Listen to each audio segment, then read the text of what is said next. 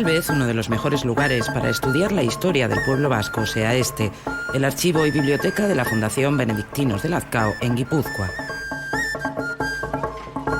Aquí se guarda también la documentación más completa sobre la historia y los orígenes de ETA, unas siglas que nacieron a finales de los años 50.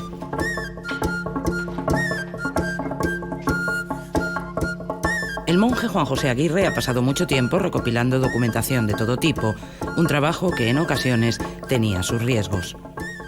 Precisamente durante el franquismo había muchas publicaciones clandestinas, unas más difíciles de conseguir que otras, y se repartían de mano en mano, y hay algunos panfletos, incluso unas pequeñas revistas pequeñas que se publicaban en América, EGI, y se distribuían aquí en el País Vasco.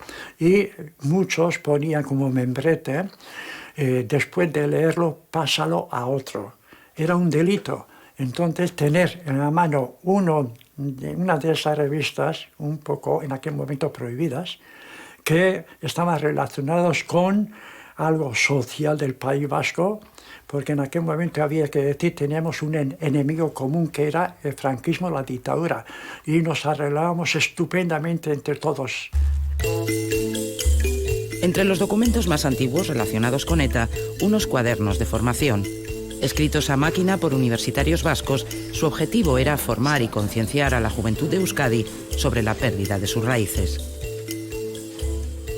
Cuando ya pasan de una situación, digamos, de formación a una situación de pretender comenzar a realizar actividades, toman contacto directo, personal, con los dirigentes del Partido Nacionalista Vasco en el exilio, con los dirigentes del gobierno vasco, y se ponen a disposición de ellos, por la verdad es que se ponen a disposición de ellos, ¿no? Pero ahí es donde llega la desilusión. Observan que están muy apáticos, están muy desilusionados y que prácticamente no llevan ninguna actividad de resistencia al franquismo, y entonces es cuando comienzan a plantearse la necesidad de que ellos tienen que comenzar a actuar en este sentido. Y surge así el año 52, en 1952, surge el grupo Ekin, que es el origen de la futura ETA, ¿no? Ekin, su propia palabra lo dice, ¿no? Significa en euskera hacer. O sea, lo que querían era hacer, lo que querían era actuar. Ekin es hacer o actuar. Entonces, lo que querían era comenzar a moverse en orden a la recuperación de la patria vasca, etcétera, etcétera. El 31 de julio de 1959, y coincidiendo con la festividad de San Ignacio de Loyola, los jóvenes universitarios de Ekin rompen definitivamente con el PNV. Es la misma fecha en que Sabino Arana fundó el Partido Nacionalista Vasco 64 años antes. Crean una nueva organización, Euskadi Askatasuna, Euskadi Libertad, que pronto empezará a conocerse como ETA. Aproximadamente anduvimos 8 o 9 años, si me recuerdo no me fallan, con una labor clandestina, pero meramente cultural. Meramente cultural, es decir, intentando formarnos a nosotros mismos y con una intención muy clara. Una vez formados, queríamos empezar a hacer círculos siempre clandestinos, porque la represión era durísima, y cualquier cuestión que oliese a vasco, aunque fuera la cosa más anodina, cultural, era perseguida muy duramente en ese momento, en esa época. Y bien, a medida que íbamos para adelante, la represión continuaba, y nos dimos cuenta que la única respuesta que tenía el poder imperante español en nuestro pueblo en ese momento era represión cada vez más dura. Julen Madariaga es uno de los fundadores de ETA en 1959, con sus amigos José Mari Benito del Valle, José Manuel Aguirre y José Luis Álvarez Emparanza Chillardegui. Al principio, su única preocupación es recuperar la historia vasca. Les alarma la probable desaparición del euskera prohibido por el franquismo y la pérdida de sus tradiciones populares, que creen amenazadas por la llegada de inmigrantes de otras provincias en busca de trabajo. Hay que recordar que en la época franquista Franco prohíbe incluso que en las tumbas de los cementerios se pongan recordatorios en euskera, ¿no? Llega hasta ese extremo, ¿no? Por supuesto, se prohíbe el euskera a todos los ámbitos, en todos los ámbitos, en el ámbito de las misas, de la parroquia, de la iglesia, en todos los ámbitos, ¿no? A esto hay que añadir el hecho de que a partir de los años 50, como consecuencia del desarrollo económico del País Vasco, hay un gran contingente de inmigrantes que viene a las industrias del País Vasco, y obviamente esto pues hace que el euskera todavía esté más en retirada. Cuando se inicia la década de los 60, el desarrollo económico conseguido a partir del plan de estabilización se convierte en la pieza clave de la legitimidad del régimen. Nada empañaba su imagen de autocomplacencia. En esos primeros años, la lucha de ETA contra el franquismo se traduce en algunas pequeñas acciones de propaganda, pero sobre todo, ETA se centra en captar y formar a sus militantes. En julio del 61 planean un golpe de efecto contra el franquismo. Preparan meticulosamente, para que no haya víctimas, el descarrilamiento de un tren lleno de excombatientes que el 18 de julio viaja a San Sebastián a conmemorar el alzamiento. El tren no llega a descarrilar, pero la acción se traduce en una fuerte represión y numerosas detenciones.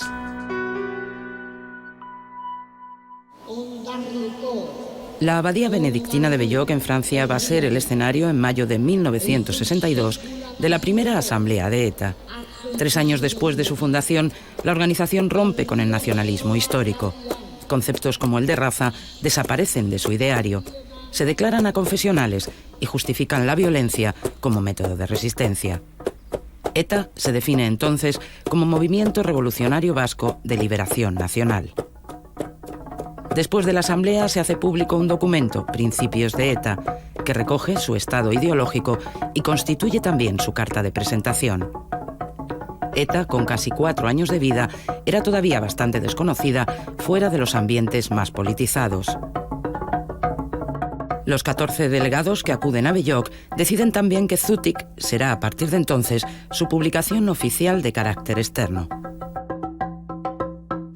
Cuando empezamos a difundir propaganda en los medios vascos, no le quiero contar a usted la manera tan feroz con que actuó la policía político-social española de ese momento.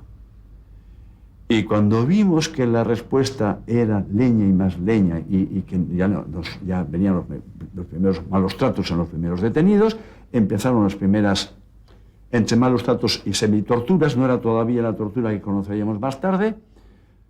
Dijo, es cuando, fíjese usted así, es interesante ver esto paulatinamente en un montón de años. Es cuando llegamos a la convicción profunda, pese a nuestras propias convicciones, de decir, aquí no hay más remedio que empezar a utilizar los mismos métodos que el enemigo está utilizando con nosotros. Nos dispara, nosotros dispararemos. Nos mata, nosotros mataremos. Esta es la historia, en breve, de ETA, fíjese usted, en 2 palabras.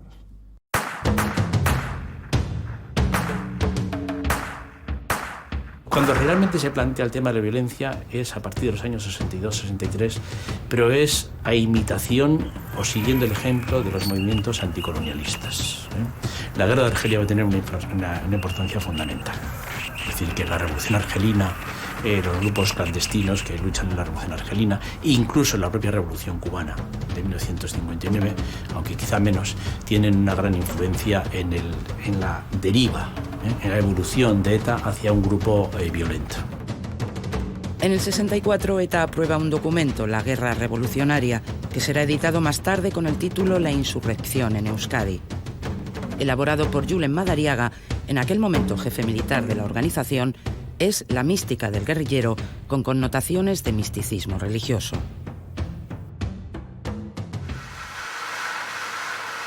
Los años 60 en España son también escenario de numerosos conflictos laborales que desembocan en luchas obreras, jornadas de huelga y la consiguiente represión, especialmente en Asturias y el País Vasco.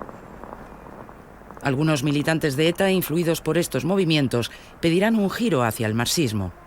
En 1965, cuando celebren su 4ª asamblea, habrá ya 3 corrientes muy claras dentro de la organización: los culturalistas, los obreristas y los llamados tercermundistas, guiados por los sentimientos anticolonialistas a imitación de las recientes revoluciones en países del tercer mundo.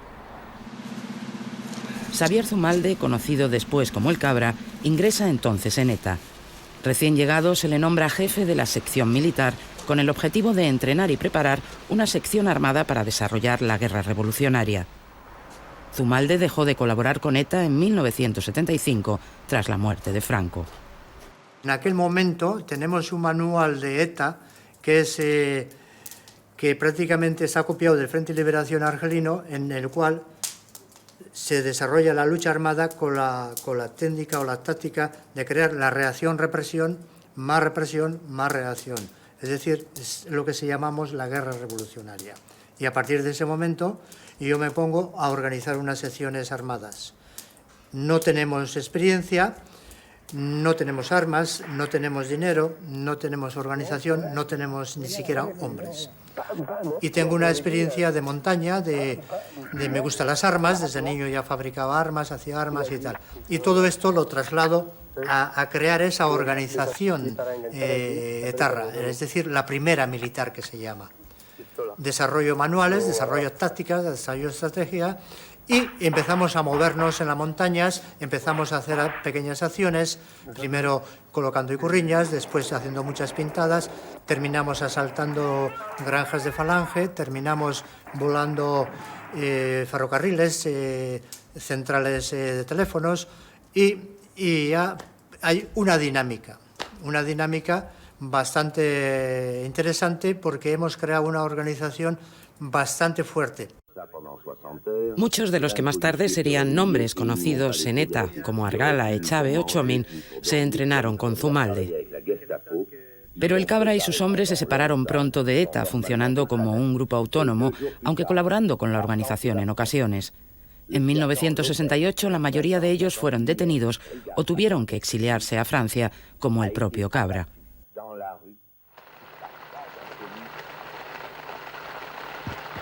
En 1966 ETA abandona sus planteamientos culturales y obreristas. Será durante su quinta asamblea que ETA celebra en dos partes. La primera aquí, en la parroquia de Gaztelu, en diciembre del 66. En ella se expulsa a los 4 miembros de la oficina política, a los que se les acusa de españolistas. En la segunda parte, en la Casa de Ejercicios Espirituales de los Jesuitas de Guetaria, queda clara la supremacía de la tendencia tercermundista. 3 de sus fundadores históricos, Álvarez Esperanza, Chillardegui, Benito del Valle y Xavier Imaz, se dan de baja en ETA. Así, la quinta asamblea se convierte en el escenario de la primera gran escisión y también del relevo generacional en las filas de ETA. Xavi Etxebarrieta representa a esa nueva generación de ETA. Se convertirá además en su primer jefe carismático y poco después en su primer mártir. Tras presidir la quinta asamblea es elegido miembro del comité ejecutivo. A partir de ese momento, Etxebarrieta encabeza la transformación de ETA en un ejército de liberación nacional. Su vocación es ya utilizar la lucha armada abiertamente para conseguir sus objetivos. Pero los jóvenes miembros de ETA, aunque ya van armados, no son capaces aún de apretar el gatillo.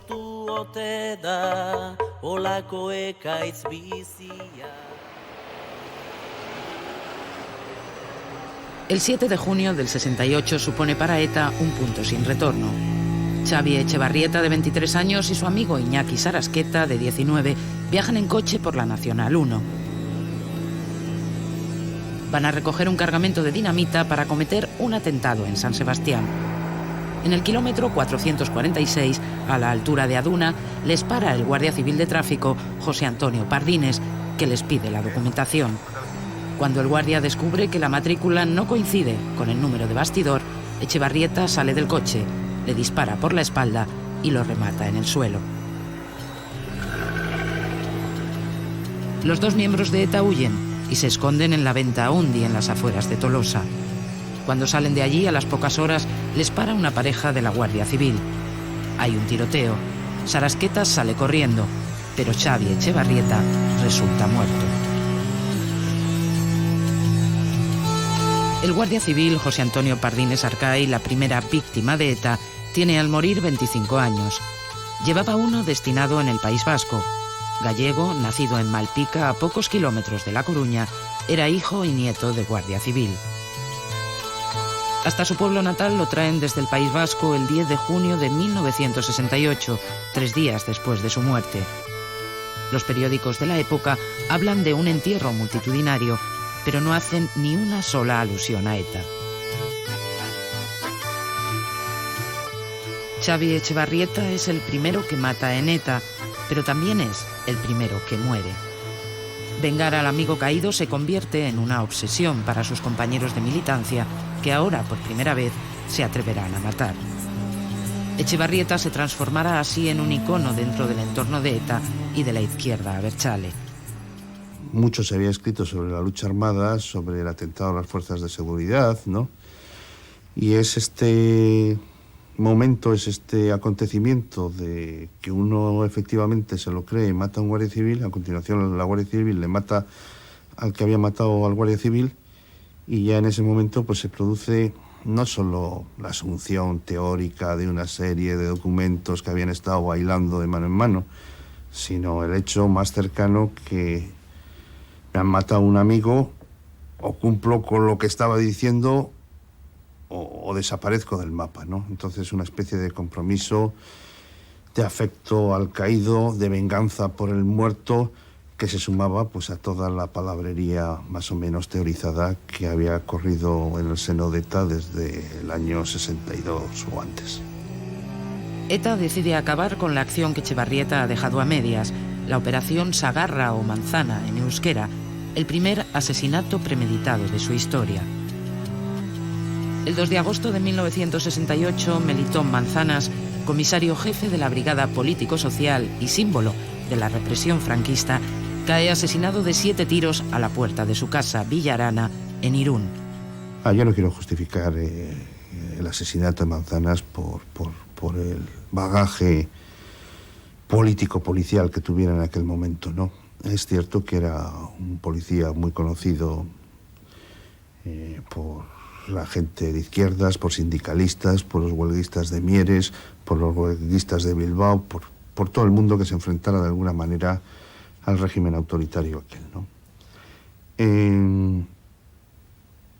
Probablemente lo de Operación Sagarra estaría ahí, estaría preparado, estaría pensado, porque en toda la historia de ETA había estado pensado siempre, ¿no?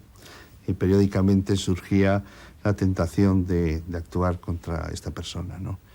Pero claro, en ese momento se retoma el asunto con un compañero muerto. El asesinato del comisario desata una feroz represión. El 5 de agosto, Franco declara el estado de excepción en Guipúzcoa. Enseguida, hay cientos de detenidos a los que se les aplica el durísimo decreto ley sobre rebelión, bandidaje y terrorismo. La represión policial desencadena una espiral de violencia. La protesta acaba extendiéndose por el resto de España, uniéndose a los conflictos universitarios y a las movilizaciones obreras. El 24 de enero del 69 se decreta el estado de excepción en todo el país. Nosotros recibimos la aparición de ETA con un punto de vista crítico para el método terrorista, pero considerando legítima cualquier forma de lucha contra el régimen franquista y por consiguiente no condenando de manera rotunda nunca la existencia de ese grupo. Es decir, frente a la dictadura nosotros considerábamos legítima, aunque no estuviéramos de acuerdo con ella, la forma de lucha terrorista. Esa forma se había empleado frente a muchos poderes autocráticos en la historia y no era absurdo que en la situación de España surgiera también. ¿Qué ocurre? Ocurre que Franco colabora perfectamente, hace bueno el principio de acción-represión, ¿no? Es decir, que si el sistema franquista hubiese sido más inteligente, valga la expresión, posiblemente este principio de acción-represión no hubiese tenido éxito. pero es que la represión del franquismo frente a las acciones de ETA fueron brutales. Y no me refiero a la represión frente a los asesinatos, sino me estoy refiriendo a la represión frente a cosas bastante inocentes, ¿no? Colocar una icurriña en la torre de una iglesia. O sea, esto suponía una represión brutal, torturas, muchos años de cárcel, consejos de guerra, etcétera, etcétera. Bueno, pues funcionó. Y funcionó sobre todo cuando más éxito tuvo es a partir en el momento en torno al proceso de Burgos, ¿no? A finales de 1969 hay cerca de 2.000 detenidos, entre ellos casi todos los cuadros de ETA. Algunos ocuparán en diciembre de 1970 el banquillo de los acusados. El jueves 3 de diciembre comienza en la Capitanía General de Burgos el Consejo de Guerra sumarísimo contra 16 detenidos, acusados, entre otros delitos, de pertenecer a ETA. Entre ellos hay 2 sacerdotes. El fiscal pide un total de 752 años de cárcel y penas de muerte para 6 de ellos: Francisco Javier Izco de la Iglesia, Mario Onaindía, José María Dorronsoro, Joaquín Gorostidi, Francisco Javier Lareán y Eduardo Uriarte. Se les responsabiliza de varios delitos de sangre, entre ellos del asesinato del comisario de policía Melitón Manzanas 2 años antes. En un principio, al haber 2 sacerdotes entre los procesados, el juicio debía celebrarse a puerta cerrada. Lo que les interesaba era utilizar el concordato con la Iglesia para que el juicio pudiera ser de esa manera. Y entonces la razón de que hubiera 2 sacerdotes procesados era esa. Hubo presiones a todos los niveles. Ahí el Partido Nacionalista Vasco jugó su papel, las madres de los procesados también, y finalmente fue el mismo Vaticano el que presionó para que esa cláusula del concordato, que supuestamente lo que hacía era defender la imagen de los sacerdotes, porque se consideraba que claro, un sacerdote procesado había cometido alguna cosa infamante, pues que esa cláusula no se llevara a cabo, lo que finalmente convirtió al juicio de Burgos en una máquina demoledora de la imagen pública del franquismo en todo el mundo. Los ecos de la solidaridad, naturalmente que nos llegaron, porque fue un proceso que el régimen lo planteó como una batalla política en contra de las reivindicaciones nacionalistas, en primer lugar, pero yo creo que en general contra todo el antifranquismo y en contra de todos los demócratas españoles. Y esto es también la oposición antifranquista lo entendió, y Comisiones Obreras, por ejemplo, hizo unas enormes movilizaciones organizadas desde septiembre, octubre de aquel año. Hubo incluso algún muerto en Madrid preparando una jornada por la amnistía y en contra del juicio de Burgos. Y entonces la conciencia democrática en nosotros creo que estaba muy viva, y que aquello lo planteamos como una lucha del pueblo vasco, pero enmarcada dentro de una lucha por las libertades democráticas de todos los ciudadanos del Estado español. El proceso de Burgos, como casi todos los procesos que se desarrollaron de contenido político durante el franquismo, fue una farsa. El principio de presunción de inocencia no existió en ningún momento, como no existía normalmente en aquel tiempo respecto a este tipo de procedimientos. Y en cuanto a la adecuación de los hechos a la realidad, ese juicio fue un auténtico desastre.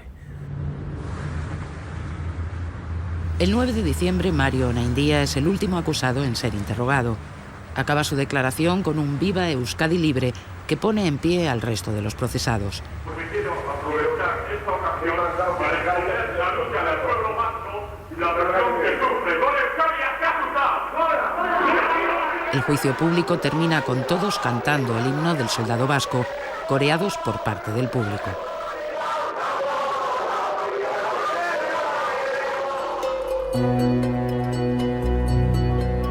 El 1 de diciembre de 1970, 2 días antes de que comenzara el proceso de Burgos, ETA había secuestrado al cónsul honorario de la República Federal de Alemania en San Sebastián, Eugenio Beil. En un principio pretenden canjear al secuestrado por los procesados en Burgos, pero el secuestro se convertirá también en un golpe de efecto y una llamada a la comunidad internacional para que ponga su atención en el Consejo de Guerra. El día de Navidad, ETA libera en Alemania al cónsul. 3 días después, el lunes 28 de diciembre, los abogados defensores reciben la sentencia firme. pena de muerte para 6 acusados. En Nochevieja las penas serán conmutadas por cadena perpetua. En toda España que habéis rendido en los últimos días, no solamente a mi persona, sino al ejército español y a nuestras instituciones, han reforzado nuestra autoridad, en tal modo que nos facilita, de acuerdo con el Consejo del Reino, el hacer uso de la prerrogativa de la gracia de indulto de la última pena, pese a la gravedad de los delitos que el Consejo de Guerra de Burgos, con alto patriotismo, juzgó. Nosotros los abogados estábamos reunidos en una habitación esperando noticias. Y curiosamente se nos abría siempre el Código de Justicia Militar por la página donde se regula cómo se procedería a la ejecución en el caso de que se confirmara la sentencia. No sé por qué se abría el libro siempre por las páginas y por los artículos que regulaban minuciosamente cómo el ceremonial terrible y trágico de una ejecución de pena de muerte. Pero por fin llegó la noticia, saltó, no recuerdo cómo, una llamada de teléfono. Yo me vi de repente hablando por teléfono por una radio suiza de habla italiana, explicando lo que pasaba. Inmediatamente cogimos unos coches y fuimos a comunicar a los procesados el indulto. Pues nos llamaron al locutorio de jueces, que era un sitio lo más parecido a un gallinero con unas rejas y unas redes bastante cochambrosas, y no funcionaba la luz. Y entonces, en cuanto entramos, nuestros abogados, se les ocurrió ponerse a cantar el Escogudari más bien tarareando, y entonces a mí desde luego se me puso la carne de gallina al borde del infarto, y pensando que venían a comunicarnos que nos iban a matar. Y cuando nos dijeron que nos habían indultado, pues la verdad es que no nos lo creíamos, y fue uno de los momentos más inolvidables de nuestra vida. El proceso de Burgos fue una muestra de que el régimen no podía hacer todo lo que quería, y el hecho de que tuvieran que ceder, es decir, que tuvieran que renunciar a ejecutar a los condenados, fue considerado por nosotros, como creo que por todo el mundo, una victoria antifranquista. Aunque cuando acaba el proceso de Burgos, ETA se encuentra en su peor momento, con la mayoría de sus militantes en prisión, no tarda en reconstruirse. El juicio la ha convertido en referente para gran cantidad de jóvenes que se acercarán entonces a la banda para enrolarse en sus filas. Quien tomará las riendas entonces será Eustaquio Mendizábal Chiquía, exseminarista del monasterio benedictino de Lazcao. Desde enero del 71 reorganiza ETA casi de la nada. A partir del verano de ese año, la actividad se acelera. En 1972, además de numerosos atentados y algunos atracos, ETA llevará a cabo su primer secuestro económico, el del industrial Lorenzo Zavala. En enero de 1973, un segundo secuestro, el de Felipe Huarte. Piden rescates y añaden algunas reivindicaciones laborales. Eustaquio Mendizábal Chiquía lidera estos años de gran actividad de la banda y participa en casi todos los atentados. El 19 de abril de 1973, la policía le tiende una emboscada. Chiquía viaja en tren desde Bilbao, le siguen y después de una agitada persecución es abatido a tiros cerca de la estación de Algorta.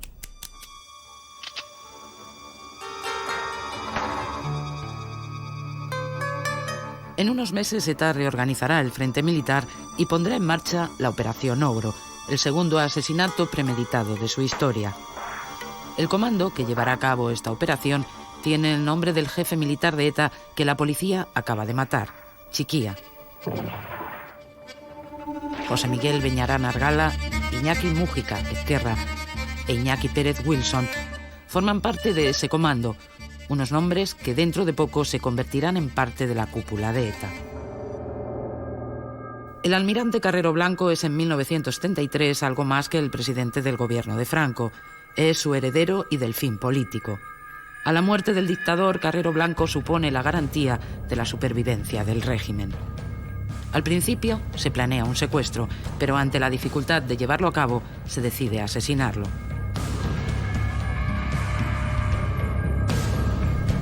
El jueves 20 de diciembre de 1973, a las 9:36 de la mañana, el coche donde viajan Carrero Blanco y sus dos escoltas pasa a la altura del 104 de la madrileña calle de Claudio Cuello.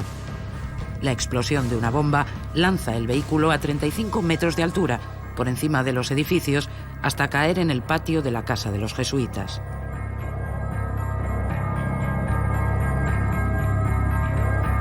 El atentado contribuye a encumbrar la importancia de ETA. Es el golpe más osado contra el franquismo desde el final de la Guerra Civil.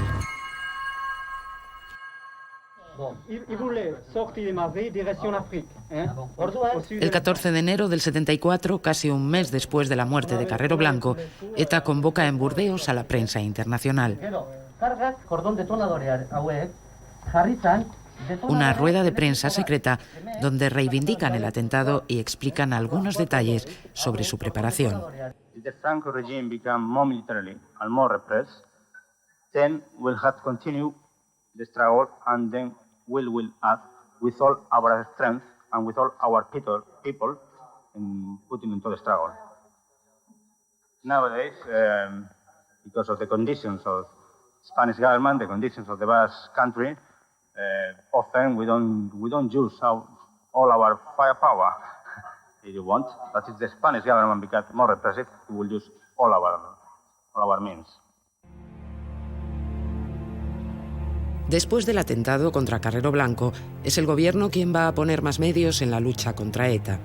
La represión no es suficiente para acabar con una organización que ya empieza a preocupar ante el aumento de su actividad y peligrosidad.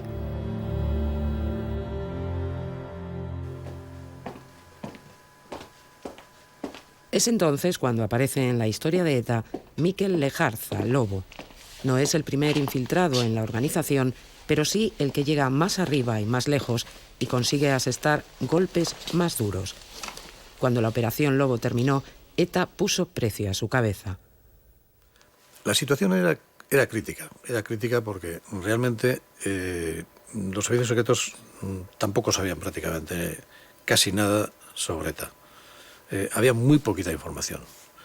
Se habían intentado hacer muchas cosas, pero la información estructural del entorno de ETA era mínima. Entonces, la única posibilidad que había era la de una infiltración, ¿no? Pero realmente no había prácticamente información, no se sabía prácticamente nada de los avances de ETA. Y ETA estaba comenzando a avanzar muchísimo. Yo era de los muchachos más normalitos que podían existir en aquella época, en aquellos lugares, ¿no? No había nada que sobresaliera de mí en este aspecto, ¿no? Que había algo, quizás una mezcla de aventurero, idealista, quizás un poco ignorante también, ignorante en el sentido de que no tenía ni idea de lo que podía acarrearme todo eso, o ignorante de lo que realmente suponía la estructura de ETA, etcétera, ¿no? O lo que suponían los mismos servicios de inteligencia de aquella época, ¿no? Y paso a paso, día a día, pues lo que estás haciendo es buscar la forma, la manera de acercarte a alguien, que ese alguien te pueda acercar a otro, ¿no? Y empieza un camino, pues, muy difícil, camino tenebroso, ¿no?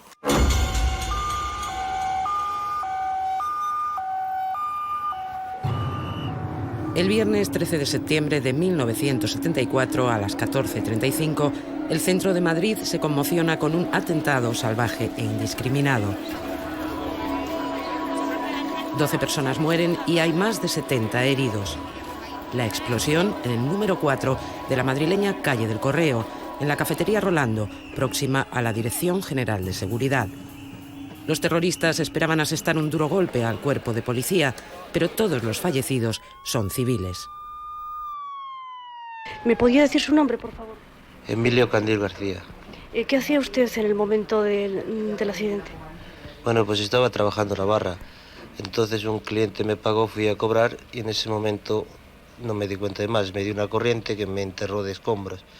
Y a partir de ese momento, pues ya no me recuerdo nada más que verme en el patio de lo que es hoy la presidencia de la Comunidad de Madrid, con muchos heridos y demás. y a posteriori me cogieron una ambulancia y me llevaron a La Paz. En ese instante perdí el conocimiento y hasta 2 días y pico después ya no lo recobré. Es que no sientes nada más que una fuerte descarga eléctrica, ya no controlas tu persona. Si vive, vive, si no vive, pues nada, como le pasó a los que murieron. Murió Francisco, que era el cocinero, y Manolo, que era el encargado, que estaba en el salón y en ese momento había bajado a la cocina, lo que fuera, no lo sé, murió también. Era el jefe de cocina de la cafetería Rolando. Llevábamos 10 meses, llevaba nada más trabajando. Anteriormente estuvimos en Burgos, empezó en el Hotel Emperador y bueno, pues terminó en Rolando, claro. Mi marido tenía 30 años nada más. Es que antes parecíamos muy mayores con 30 años, pero no dejábamos de ser niños, o sea, no niños, pero muy jovencitos, y a esa edad le quitaron la vida, lo mejor. Que tenía sus niñas, una con 4 años, otra con 2. Éramos felices y esta gente se le arrebató la vida. A él y a muchas más, claro. Pero vamos, yo cuento lo mío. Mi hija, la mayor, lo llevó muy mal desde un principio, porque ella no sabía lo que pasaba, sabía que algo pasaba en casa, no sabía el qué, porque no llegaba a entender, tenía 4 añitos, recién cumplidos. Ella estaba muy unida a su padre, entonces al ver que su padre no venía, pues lo pasó muy mal. La tuve que llevar hasta el médico para que ella cambiara un poco su mente. Y bueno, pues luego ya de más mayores la tuve que contar lo que pasaba, claro. Entonces, bueno, pues ellas, a lo mejor ese rencor que tengo yo, no lo tienen ellas. Tampoco las he inculcado que tengan odio. Yo sí lo tengo, pero a ellas no se lo he inculcado. En un principio nadie reivindica esta acción. Hay dudas dentro de la propia ETA. El primer atentado indiscriminado de su historia contra un lugar público provoca también duras críticas dentro de la organización, entre ellas las de Argala y Joyes. En junio de ese mismo año ya se había producido una ruptura y el llamado Frente Obrero abandonaba ETA. Después del atentado en Madrid, la fractura es un hecho. Hay un sector que es partidario de reconocer la autoría del asesinato, de los asesinatos, y otro sector que es contrario. Entonces, eso va a dar lugar a una ruptura entre esas dos facciones. Aquellos que querían reconocer su responsabilidad van a dar lugar a ETA militar, y aquellos que se oponían van a dar lugar a ETA político-militar. Sin embargo, aunque ese puede ser el motivo aparente, en el fondo lo que se estaba dilucidando en aquel momento era qué tipo de estructura era más adecuada para practicar el terrorismo en una situación democrática, cuando hubiera una situación democrática en España. Y eso es el fondo de la ruptura que se da entre las dos ramas de ETA. A raíz del atentado de Calle Correo, ETA se resquebraja totalmente porque hay una pelea tremenda entre los principales personajes de ETA, ¿no? O sea, entre Argala, Ezquerra, etcétera, ¿no? Entonces Ezquerra toma la línea toma la dirección de la línea de ETA político-militar, que es la que realmente se convierte en una ETA fuerte, de verdad, ¿no? Yo en ese momento lo que estoy es viendo esa ruptura y ese comienzo de esas nuevas ETAs, o esa nueva ETA, ¿no? Fraccionada. Y viendo también, pues, cuál era la más importante y la más interesante para perforarla, ¿no? Para entrar, para infiltrarme y perforarla. O sea y es cuando realmente pues compruebo que ETA político y militar es la que realmente tiene toda la fuerza y tiene todo el apoyo, etcétera, ¿no? Y es donde veo que por dónde tengo que tirar. En octubre de 1974, después del atentado de Madrid, ETA se parte en dos: ETA militar y ETA político-militar. La rama militar adopta a partir de entonces una postura de enfrentamiento armado contra el Estado, atentando contra el ejército, las fuerzas de seguridad, colaboracionistas o chivatos. Por su parte, ETA político-militar, organización mayoritaria, pondrá una mayor atención en las actividades políticas, pero sin renunciar a la lucha armada. Y para ello contará con sus propios comandos especiales, los Berecis, que se encargarán de las acciones violentas. La lucha armada quedaba subordinada a la lucha política.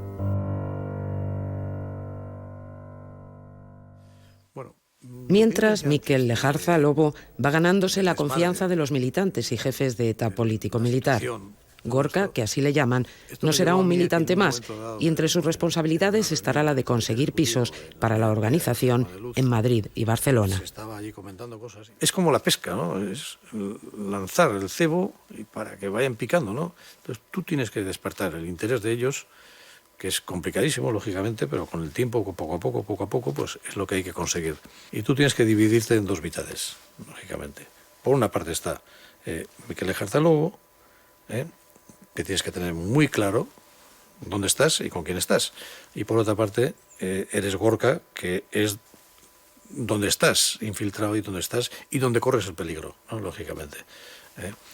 Ellos han visto que yo soy una persona que me muevo bien por España, que no tengo problemas, que conozco bien España, que tengo amigos en distintos lugares de España. Pues lógicamente a ellos lo que más les interesaba en ese momento era una persona que se pudiera mover así para crear infraestructura en la capital, en Madrid, en Barcelona, en diferentes lugares, porque las acciones que tenían previstas eran muy fuertes. Yo, cuando ellos me dicen de que me encargara de la infraestructura de toda la organización, yo en principio les dije que no, que yo quería formar parte de los comandos de acción, que para eso pues estaba designado. Ellos me dijeron que lo pensara. Yo no me lo podía creer. Digo, vamos, es que es lo que realmente espera y ansía cualquier infiltrado, ¿no? O sea que eso suponía un control absoluto de la organización. Y yo pues realmente pues al final pues digo que sí. A partir de ese momento, los servicios secretos se encargarán, con la ayuda de Miquel Lejarza, de ir montando el operativo, el punto final de la Operación Lobo, una serie de pisos en Barcelona y Madrid, el cebo para atraer y desmontar la estructura de ETA. Pero no siempre las cosas salieron bien, y los cruces de información provocaron algunos incidentes en los que la Operación Lobo y el mismo Lobo corren peligro. En un momento nos vemos corriendo por las calles de Madrid, cerca del estadio Bernabéu. Lo duro fue cuando la policía pues empezó a disparar. Lógicamente la policía no sabía quién era yo, y allí íbamos 4 para que aquello se desmadra y cada uno echa a correr para un lado y yo pues tengo que buscar mi propio escape. Y en ese momento empiezan a silbar las balas de una manera terrible, ¿no? Y yo tengo que ganar tiempo y saco una de mis armas, llevaba 2 pistolas y saco la Browning, la más grande que tenía, y disparé un cargador y gané tiempo. En ese momento pues pude entrar, en vez de en el primer portal, en el segundo portal, con tan mala suerte de que resulta que cuando yo llamo por teléfono pues no había nadie en la oficina. Y en aquella refriega pues yo tuve una gran suerte porque luego dijeron que habían recogido 2.000 casquillos de bala aproximadamente, con lo cual que de los 2.000 casquillos de bala pues no me dieran ninguno, pues lógicamente fue un milagro, ¿no? Y las otras personas, los otros 3, uno cayó muerto y los otros 2 cayeron heridos. O sea que realmente yo pues me libré por mis propios medios. El 29 de marzo del mismo año es asesinado en San Sebastián el subinspector de la policía, don José Díaz Linares. El 22 de abril muere en Guecho el inspector de policía don José Ramón Morán González. El 6 de mayo cae ametrallado en Guernica... Durante 1975, ETA había endurecido su estrategia. El 25 de abril se decretó el estado de excepción en Guipúzcoa y Vizcaya. Unos días antes, la organización había asesinado en Guecho a un inspector de policía y en los meses siguientes seguirá matando. Además, un nuevo grupo violento, el FRAP, se incorpora a la lucha armada contra la dictadura. El 22 de agosto el Gobierno aprobará una durísima ley antiterrorista con agravamiento de las sanciones y efectos retroactivos. El viernes de la pasada semana el Gobierno en pleno se reunía en La Coruña bajo la presidencia del jefe del Estado. Un consejo de carácter decisorio, al término del cual el ministro de Información y Turismo comunicaba a los periodistas. Sin duda, el acuerdo más importante que ha adoptado el Consejo de Ministros en el día de hoy ha sido la aprobación de un decreto ley sobre prevención y enjuiciamiento de los delitos de terrorismo y subversión contra la paz social y la seguridad personal. De todos es conocido que, desgraciadamente, el terrorismo, como estrategia para la subvención del orden social y como instrumento de acción política de determinados grupos extremistas, es la mayor plaga que está padeciendo el mundo entero y, de un modo singular en los últimos años, la Europa occidental. Mientras, la Operación Lobo comenzaba a dar sus frutos.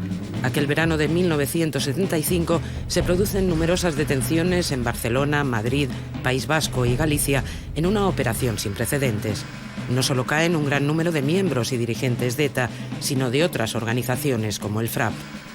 Después de las primeras detenciones, algunos comienzan a sospechar de Miquel Lejarza.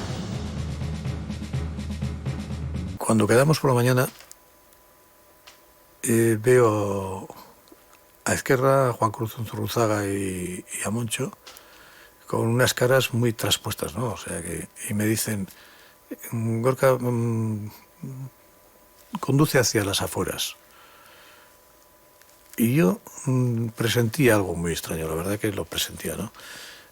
Y no quise conducir. Estaban buscando un lugar solitario. Y yo, lógicamente, ya me estremecí un poco, ¿no? Digo, esto me parece a mí que va por mal camino. Yo dije, aquí vamos a salir a tiro limpio. Y Izquierda me dice que habían oído ya, estando en Francia, antes de venir a España, que ya habían oído que había un agente de los servicios secretos españoles infiltrado en ETA que se llamaba Lobo, que le llamaban el Lobo, y que se lo había comunicado el MLC, que lo habían dicho por la BBC. Claro. Y me dicen, no, es que apuntan a que tú eres el Lobo. En ese momento, yo no sé si por los nervios o por qué, me salió una risa tremenda, ¿no? O sea, yo empecé a reírme y digo, bueno, ¿vamos de coña o estamos en serio o de qué, no? Y me dicen, no, esto es muy serio, ¿no? Y lógicamente, pues, yo tuve una actitud que me salió del alma, que no sé cómo, pero me salió del alma, ¿no? Cogí las 2 pistolas y se las entregué a Ezquerra y le dije, mira, toma las pistolas y si tenéis cojones, ahora cuando me vaya me disparáis por la espalda, porque vosotros sois peor, yo manifesté como Gorka, ¿no? Sois peor que la chacurrada, que era lo que llamaban la chacurrada, llamaban a la policía, ¿no? De una forma despótica. Y caminaba para marcharme. Me empezaron a llamar y, por favor, Gorka, no te preocupes, que no, mira, oye, que estas cosas pasan, que la Ezquerra me empezó a decir que a él le había pasado también una cosa similar, que le habían achacado que era agente de la CIA, etcétera, por otras historias, ¿no? Y me convencieron para que me quedara. Lógicamente, pues yo dije que sí. Incluso al día siguiente pude ir a Barcelona y colocar a los de Barcelona en sus lugares. Unos días después, entre el 18 y el 19 de septiembre, Ezquerra y otros dirigentes caen en varios pisos en Madrid y Barcelona. Entre las 2 fases de la operación se detiene a más de 150 miembros de ETA.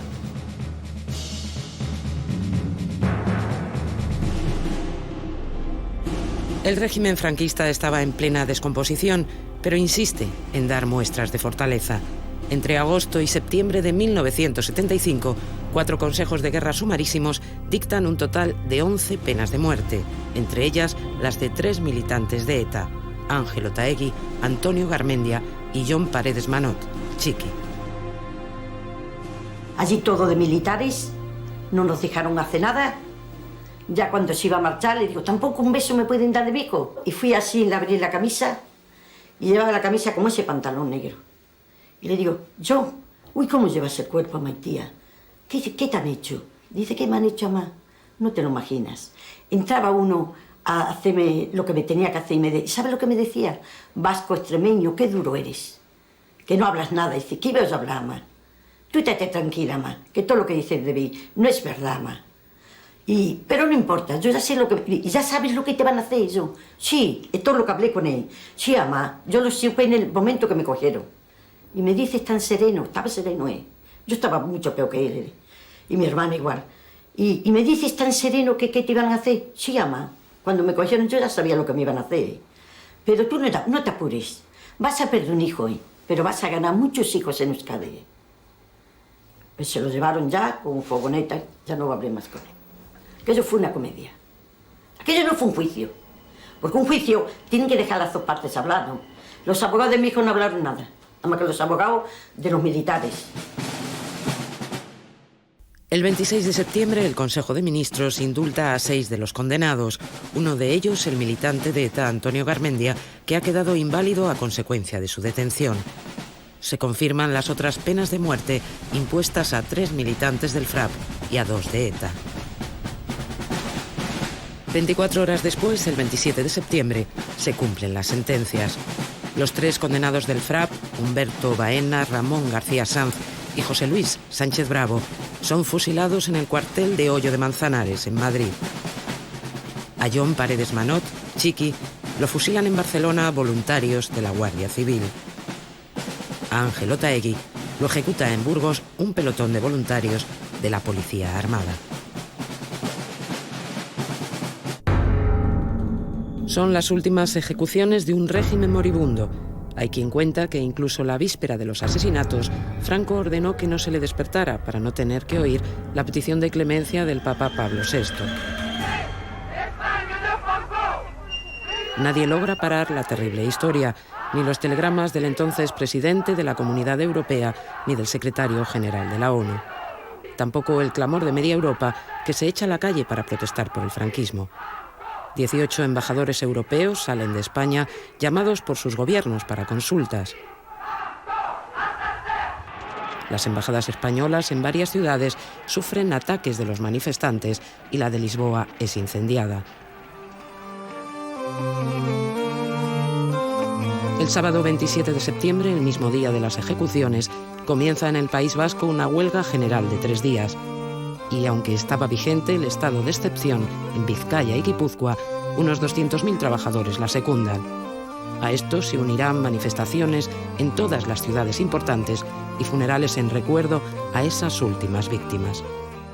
Yo creo que fue un terrible error, ¿no?, el tema de los fusilamientos, porque creó un germen terrible, ¿no?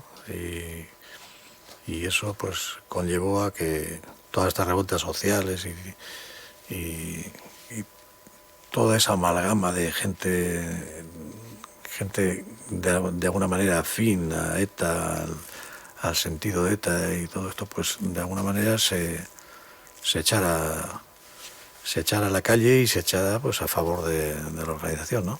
En cierto modo no se supo aprovechar la situación, y muy lejos de poder haber acabado con el problema de ETA, lo que creamos pues un monstruo diferente. El 1 de octubre, Franco se asoma al balcón de la Plaza de Oriente. Será su última intervención pública, unos pocos minutos casi inaudibles en los que el dictador vuelve a hablar de los viejos fantasmas. Todo lo que en España, en Europa se ha armado, obedece a una conspiración masónica y izquierdista en la clase política, en contubernio con la subversión comunista, terrorista y no social, que si a nosotros nos honra, a ellos les envilece.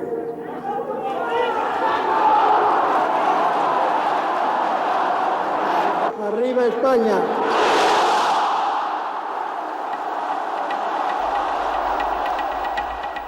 Tan solo 4 días después, ETA contestará. Si Franco muere matando, ETA continuará haciéndolo. No es más que la vieja teoría de la acción, represión, acción. El 5 de octubre de 1975, una carga explosiva al paso de un todoterreno mata en Oñate, Guipúzcoa, a 3 guardias civiles. Otros 2 quedan heridos. Sí, salimos del cuartel, pues como era normal, pues por la mañana, no recuerdo la hora que era, pero creo que serán ahí alrededor de las 6 de la mañana.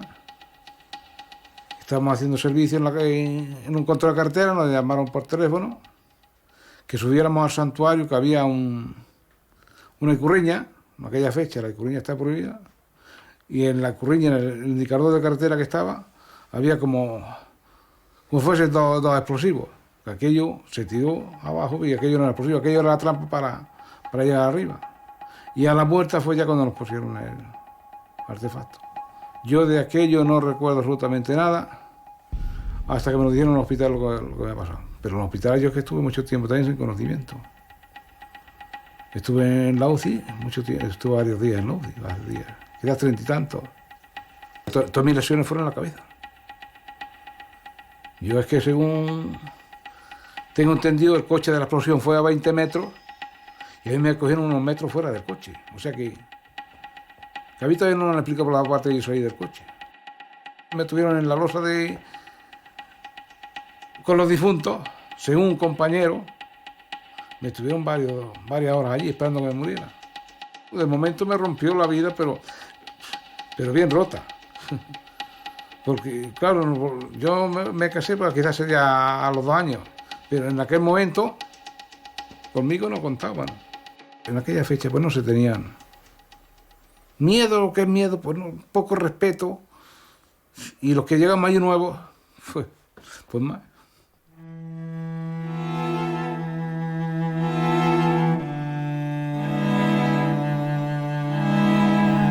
Franco morirá muy pronto, pero ETA no. Cuando el dictador desaparezca, la organización vasca ha matado ya a 44 personas. El inicio del fin del franquismo no va a suponer el fin de ETA.